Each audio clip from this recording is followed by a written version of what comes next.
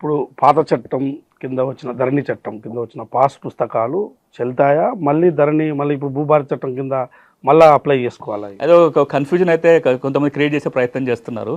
ధరణి పుస్తకాలలో ఉన్న వాళ్ళందరూ మళ్ళీ పోయి భూభారతి పుస్తకానికి దరఖాస్తు పెట్టుకోవాలని అవసరం లేదు.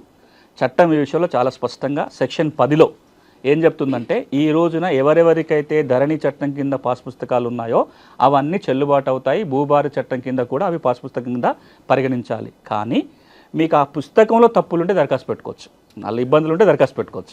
అంటే సర్వే నెంబర్లు కానీ విస్తీర్ణం ఏదైనా అట్లాంటివి ఒకటి. రెండోది, ఇప్పుడు భూభారతికి ఒక కొత్త అవకాశం ప్రతి రైతుకి ఇస్తుంది. ఈ రోజున ధరణి పాస్ పుస్తకాలు ఉన్న ప్రతి భూ యజమాని కూడా ఒక అమోఘమైన అవకాశం భూభారతి ఏమిస్తుందంటే, మీ పుస్తకంలో మీ భూమి పట్టాన్ని ప్రింట్ చేయించుకోవచ్చు. ఇప్పటిదాకా లేదు ఎక్కడ. మీ భూభారతి ధరణి పాస్ పుస్తకాలు ఏముంటుంది, యజమాని వివరాలు, సర్వే నెంబరు, విస్తీర్ణము ఎట్లొచ్చిందని ఉంటుంది తప్ప ఆ ల్యాండ్ పటం ఉండదు, దాంట్లో సర్వే మ్యాప్ ఉండదు. ఇప్పుడు సెక్షన్ 10 భూభారత చట్టం ఏమంటుందంటే, మీ పుస్తకంలో మీ భూమి పటం తెచ్చుకోవచ్చు. ఎట్లా తెచ్చుకోవచ్చు అంటే, ప్రభుత్వం ఒక 6,000 మంది లైసెన్స్ సర్వేలను రిక్రూట్ చేస్తుంది. ఆల్రెడీ నోటిఫికేషన్ వచ్చింది కొత్తగా. ఆల్రెడీ 1,500 మంది ఉన్నారు.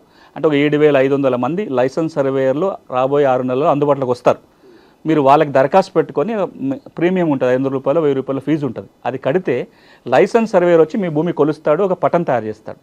ఈ పటం తీసుకొని మీరు తహసీల్దార్కి దరఖాస్తు పెట్టుకుంటే, మండల్ సర్వేయర్ తోటి వ్యాలిడేట్ చేయించుకుంటే మీ పాస్ పుస్తకంలో మీ భూమి పటం రాబోతుంది. అది ఒక అవకాశం ఇప్పుడు భూభారత చట్టం ద్వారా వస్తుంది.